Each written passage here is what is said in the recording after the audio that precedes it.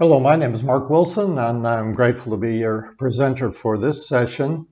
I want to thank Alex Stewart for being the moderator for this Revelation group with a theme of John among his critics. Thank you also for the other presenters in the session, and again, welcome those of you who are joining us for this and our conversation regarding these papers that are being presented. My presentation is going to differ just a bit from the announced abstract because as I actually got into the research, my direction changed a bit. So let me begin. On the topic, John and government, does the apocalypse advocate political subversion? The opening verse of the book of Revelation declares that its subject is Jesus Christ. But what does this apocalypse disclose about Jesus and his followers? In 1:5, there's the starting declaration that he is the emperor of the kings of the earth. The next verse declares further that his followers are part of an empire in which they serve as priests before God. The introduction therefore announces that God is establishing an alternate empire with a different emperor.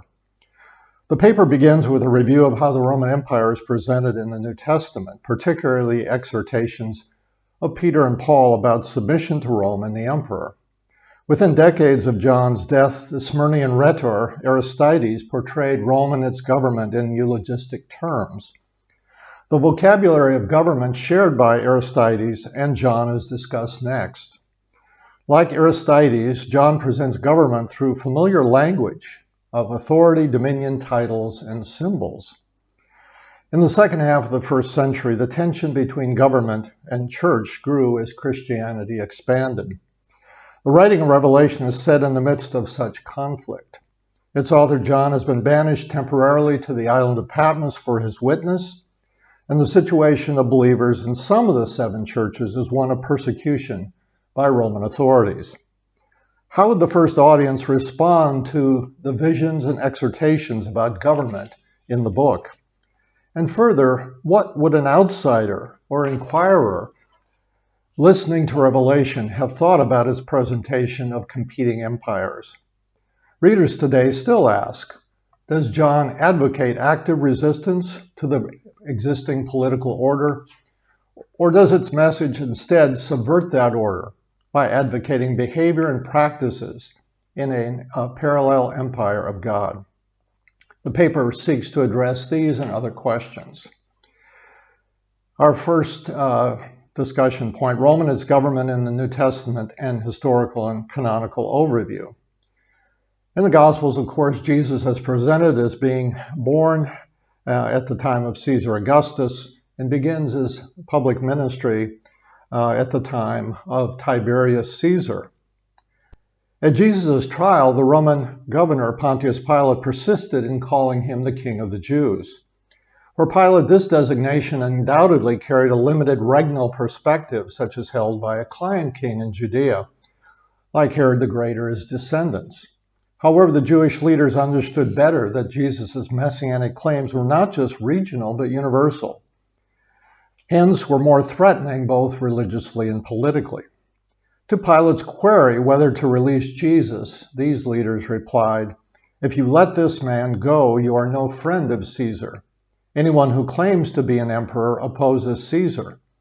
To Pilate's reaffirmation that Jesus was their leader, the chief priests exclaimed, "We have no emperor but Caesar." Throughout the exchange, the Greek word basileus is used. If the translation of emperor is used in these texts, their import becomes more ominous as well as threatening to the established political order.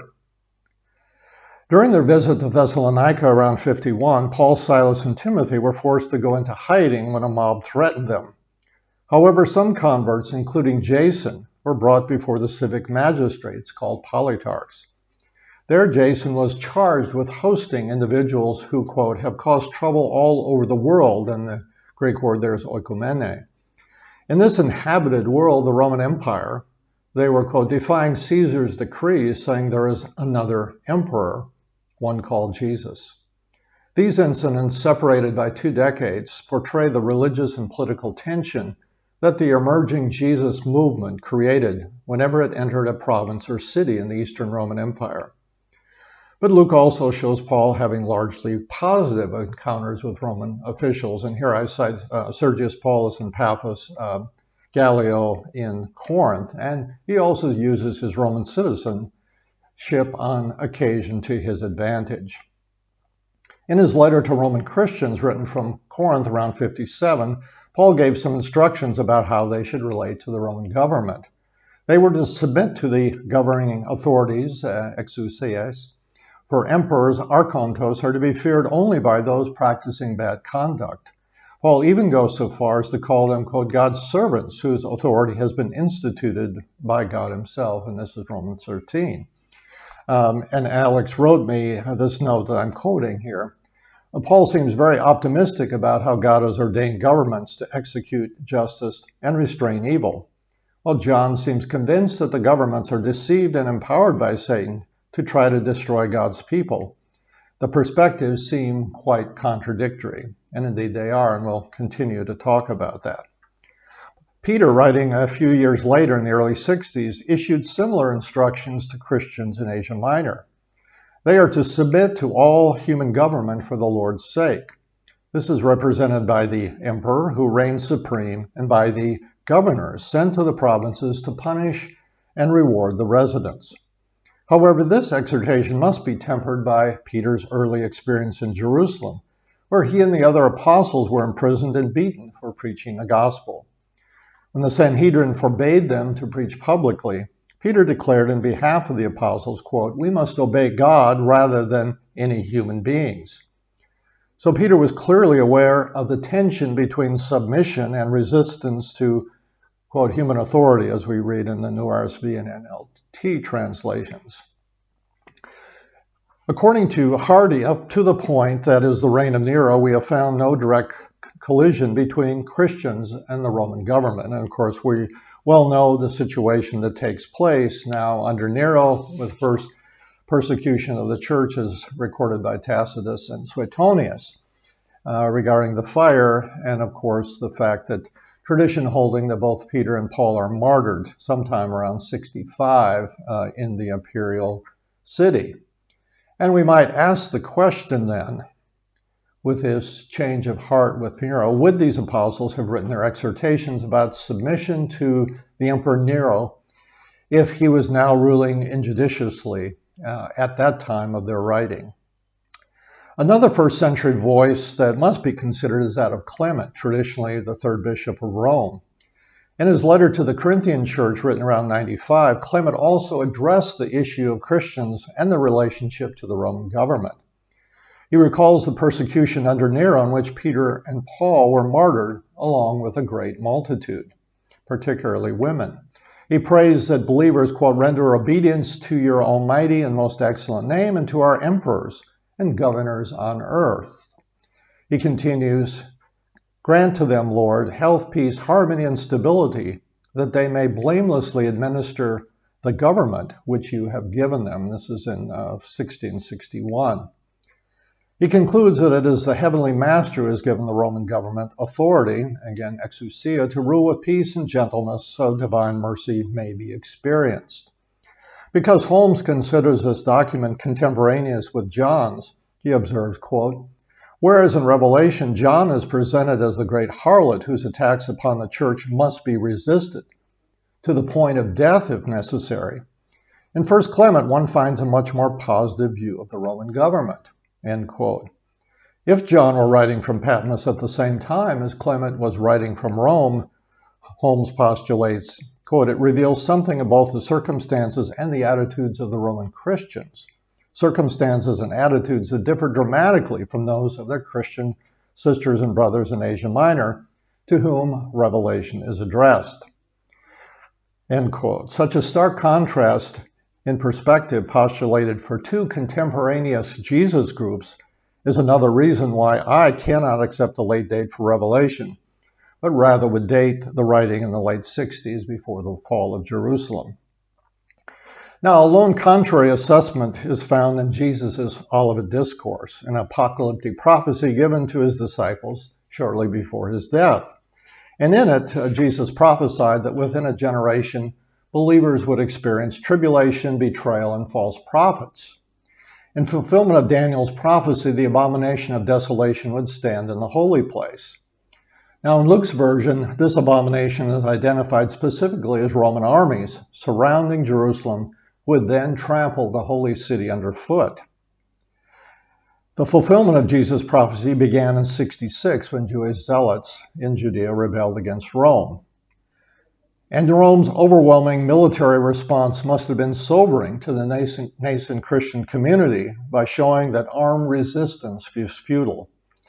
As Hardy notes, quote, the destruction of the temple and the consequent disappearance of the Jews as a political entity could hardly fail to have an unfavorable influence on the relations between the Roman government and the Christians.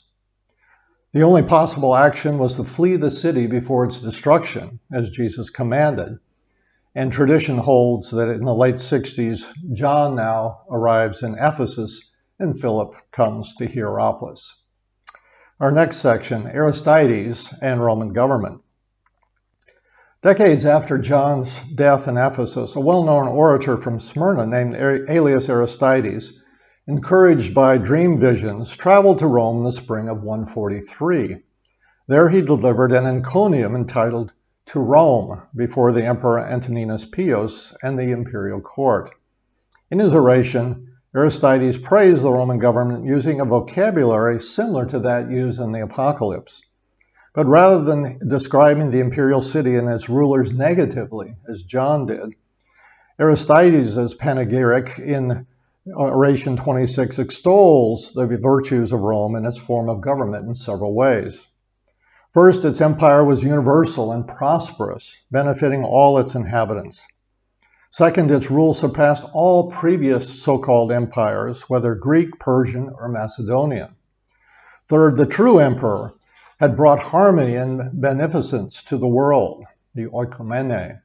No geographical landmarks limited the empire, nor its reign within fixed boundaries. Quote, the sea, like a girdle, lies extended at once in the middle of the seven civilized world and of your hegemony. Fourth, the government of the Roman Principate offered citizenship and security for the good of everyone. And fifth, the Roman world now received the divine blessings of peace, health, and prosperity. Commenting on the oration, Bayer notes that Aristides, quote, glorified the empire and the theory behind it, particularly the Pax Romana, under which civic life flourished. And behind this flourishing, Oliver notes, was the emperor who had raised the quality of Roman government to unparalleled heights. Our next section, John's language of government. In its 22 chapters, Revelation uses an extensive vocabulary related to government. This language is applied not only to the government of God and the Lamb, but also to the counter-government instituted by the dragon and the empire represented by his two surrogate beasts. So in this section, we'll discuss examples of Revelation's government-related language under four categories: authority, dominion, titles, and symbols. The Louw-Nida lexicon, through its semantic domains approach, helps to identify such language as the domain's governmental administrative units, 1L, exercise authority, 37C, and rule and govern, 37D. And again, because of the binary nature of Revelation, as it envisions the competing empires of light and darkness, the language describing each side will be noted. First, the language of authority. Authority is a prominent theme in the New Testament, particularly in Revelation. Louw-Nida note three nuances of meaning for exousia, generally translated authority. And these nuances are the right to govern, the sphere of governance, and the one who governs. And this is in domain 37. This is another term related to Roman government, for it frequently denoted imperium. And let me just, in a note here, have a definition of imperium from the Oxford Classical Dictionary. Quote of Darrow, the power to give orders and to exact obedience to them is with reference to the principle and nature of supreme authority within the state, that the authority of Rome itself over others was perceived and defined. So that is imperium. Exousia is used 21 times in Revelation, appearing first as a promise to the victors in Thyatira who will be given authority to rule the nations, and that's in 226.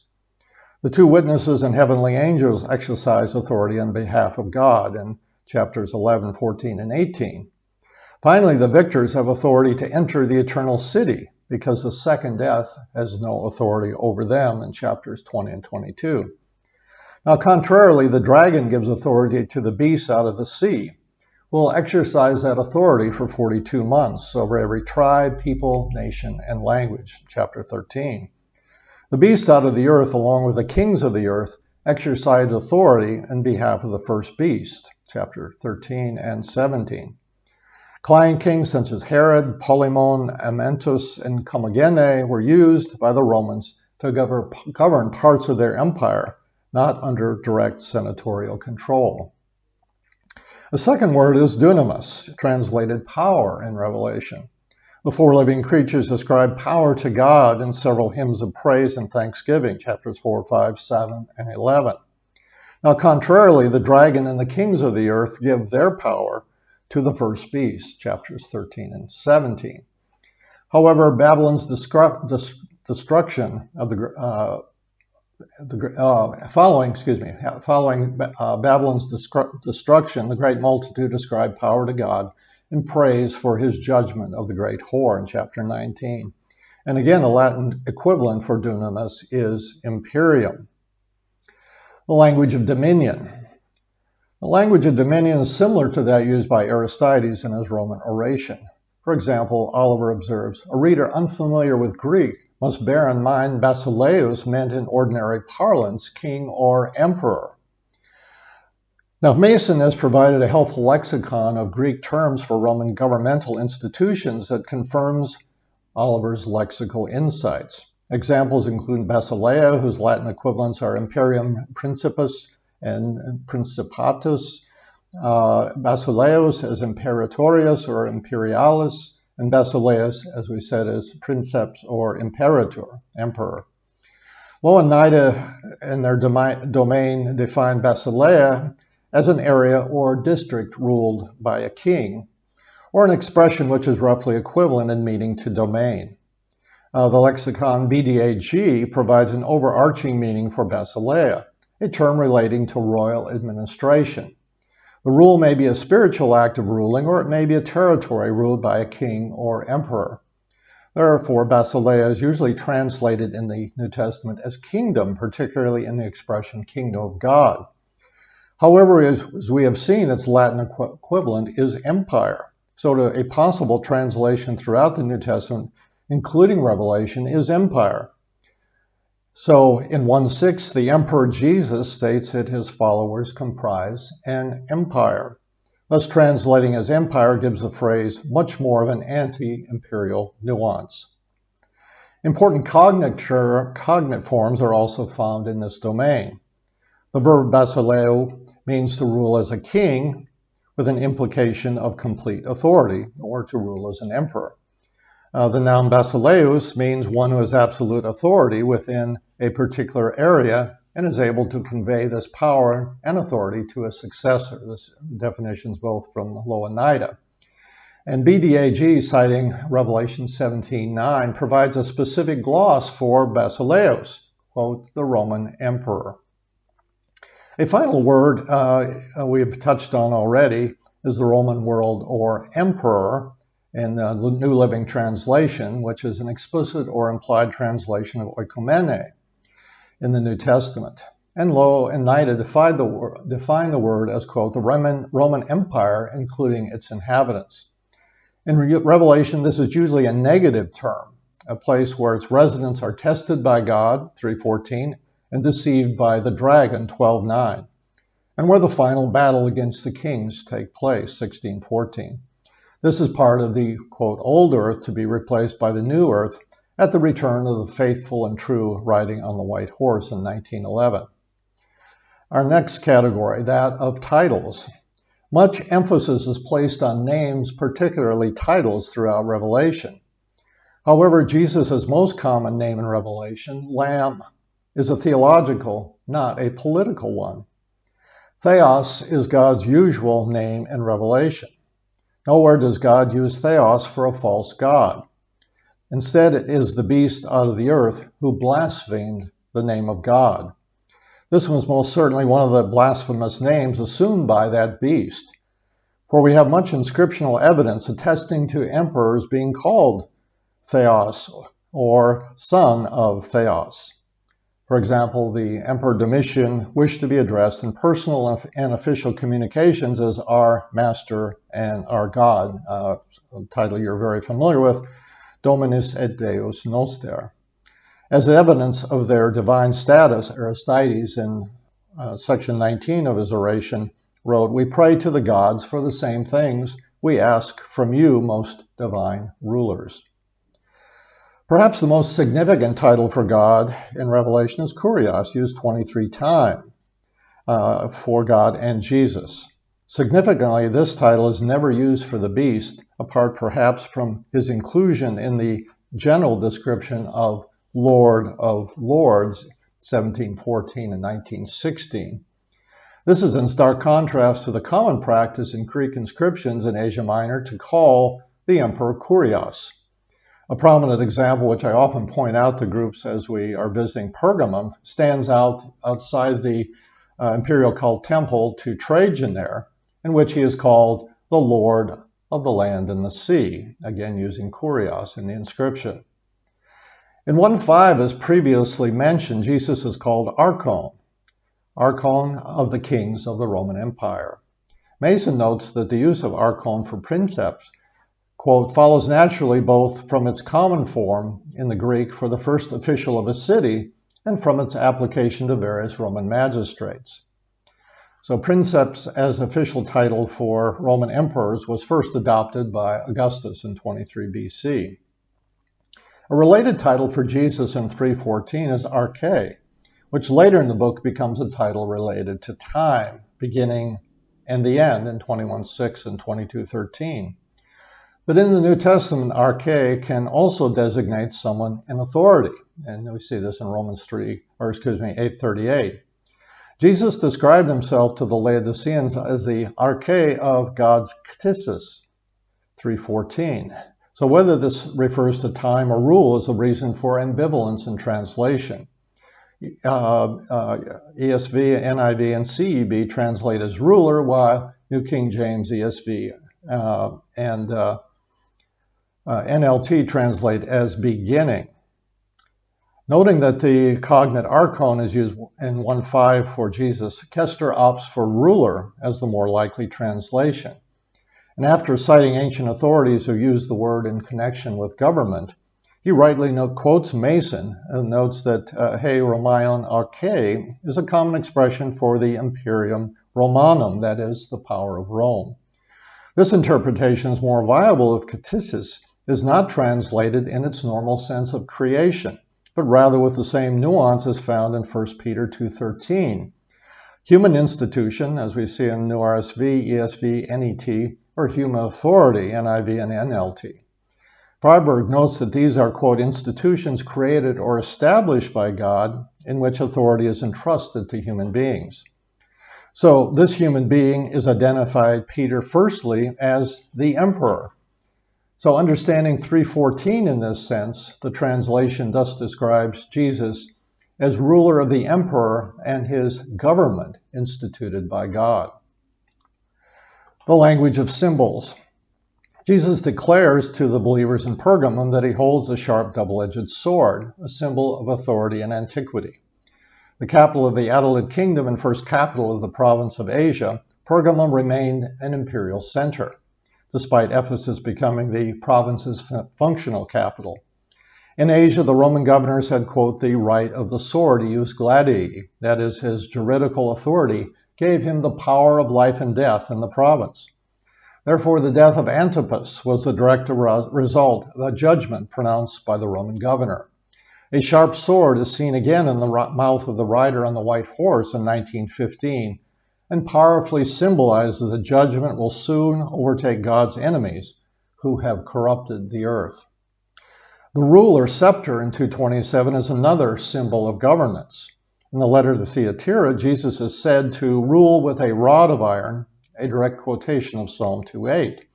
The wooden crook of the shepherd is replaced with an instrument of iron that will destroy ceramic vessels upon contact.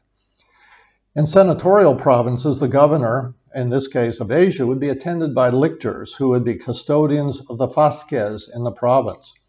When the governor left Rome, a single-headed axe was added to the fasces.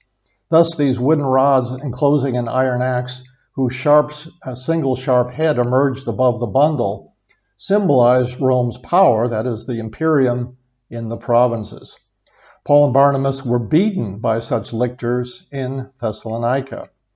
So Psalm 2:8 is quoted again in the context of the writer's appearance in 1915, thus underscoring his authority to render judgment upon the rebellious kings, nations, even emperors.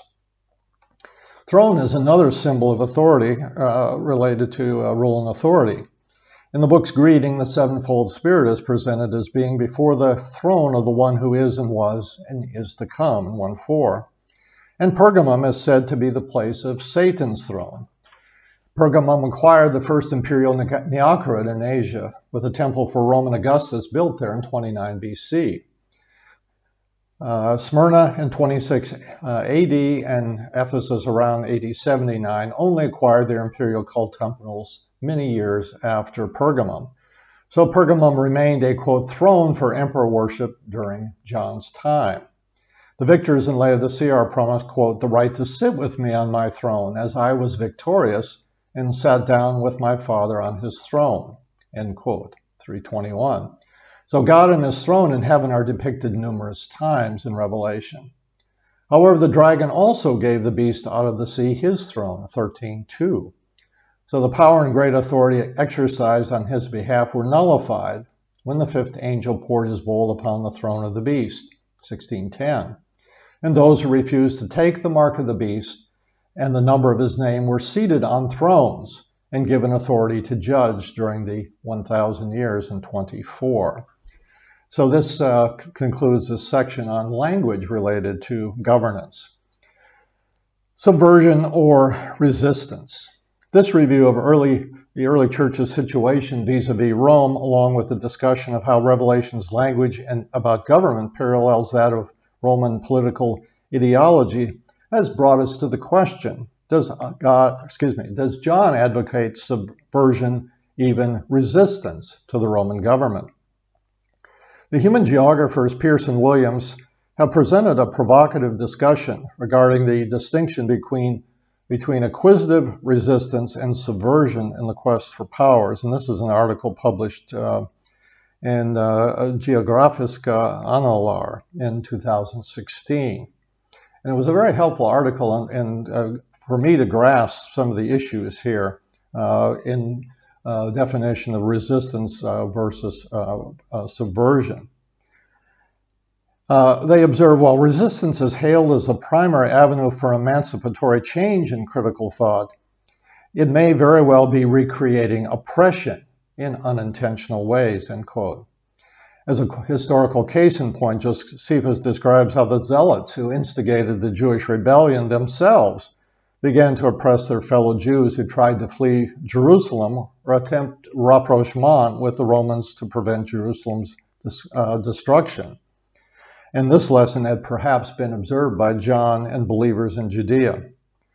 Pearson Williams also distinguished between efforts to capture or accumulate power and those that try to rework and rebuild relational networks to mitigate or destroy the capacity to accumulate that power.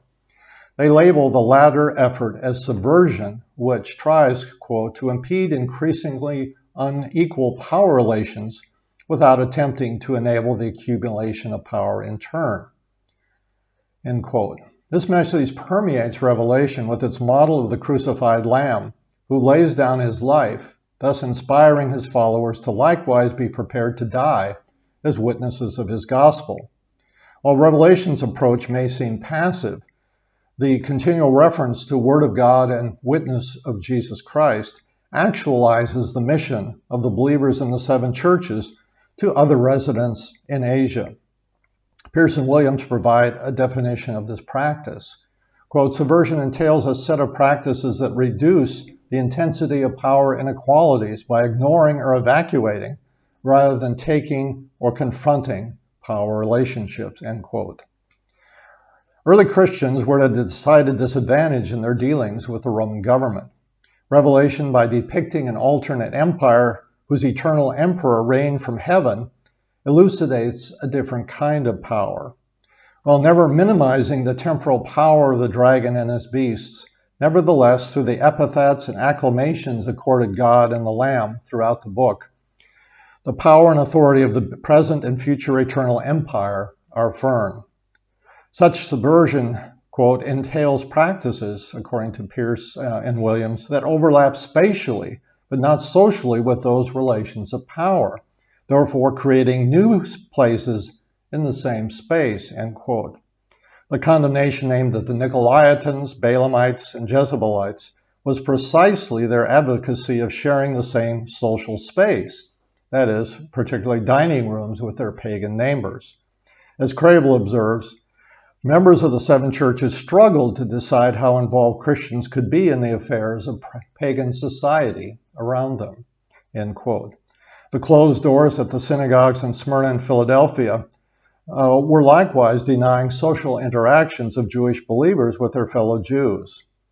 The gathered assemblies became the new social and religious places for Jesus followers in the 7 cities of Asia. Pierce and Williams note that while resistance involves strategies to gain power within a relationship with oppressive hegemonies, quote, subversion involves strategies for dispersing or disrupting relationships that are power accumulative, end quote. Babylon's power is further shown in dominion over the kings of the earth and her commercial exploitation of her empire through a complex transportation infrastructure. By refusing to take the mark of the beast and the number of its name, believers absent themselves from such economic structures, thus undermining their ongoing functionality.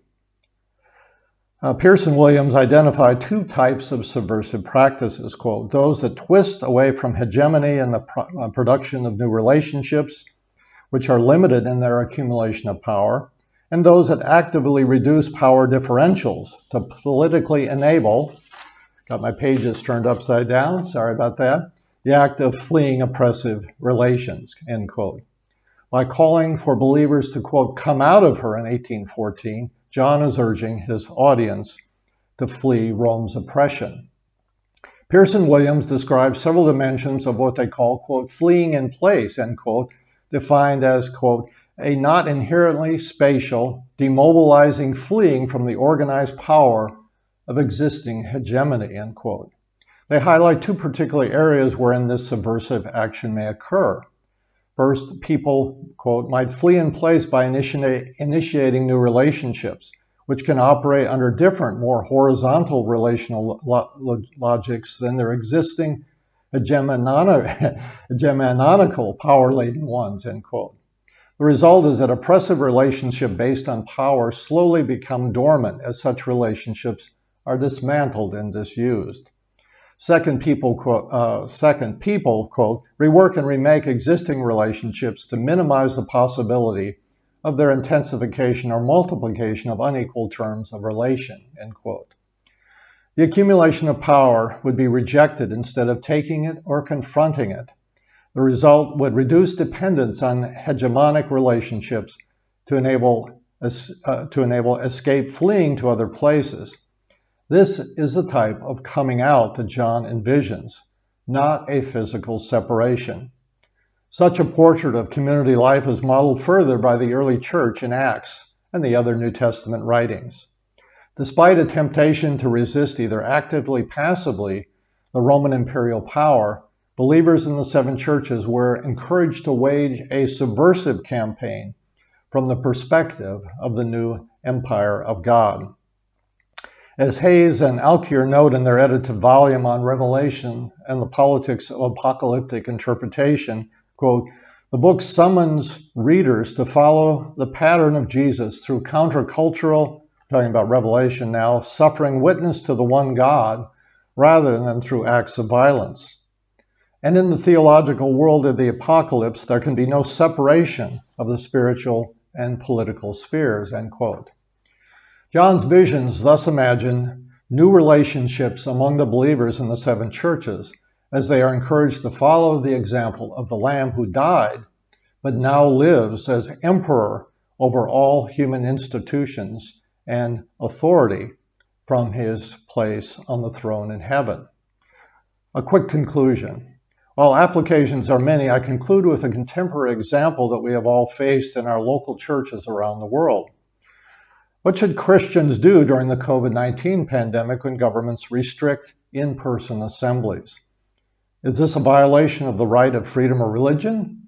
Or are meeting prohibitions similar to those for sports and entertainment necessary to inhibit the spread of the virus? Some Christian leaders, particularly in the United States, have seen such restrictions as government overreach designed to restrict the freedom to worship. One individual, the worship leader Sean Foyt, tweeted on October 12, 2020, quote, "A police officer escorting me out tonight said he had estimated 9,000 to 10,000 worshipers filled the courthouse steps in downtown Nashville. We had 3 venue changes and so much resistance," and now in caps, "but the church will not be silenced!" exclamation point. Foyt was describing another gathering of resistance worship that he was leading around the United States to protest the size limitations of Christian gatherings during the pandemic. Local government and health officials in Nashville were concerned that attendees would not follow health suggestions to wear masks and be socially distant.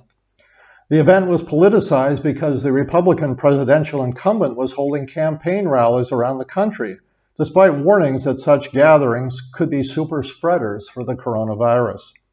Foyt became a hero to some American Christians for his perceived resistance to onerous restrictions regarding Christian meetings.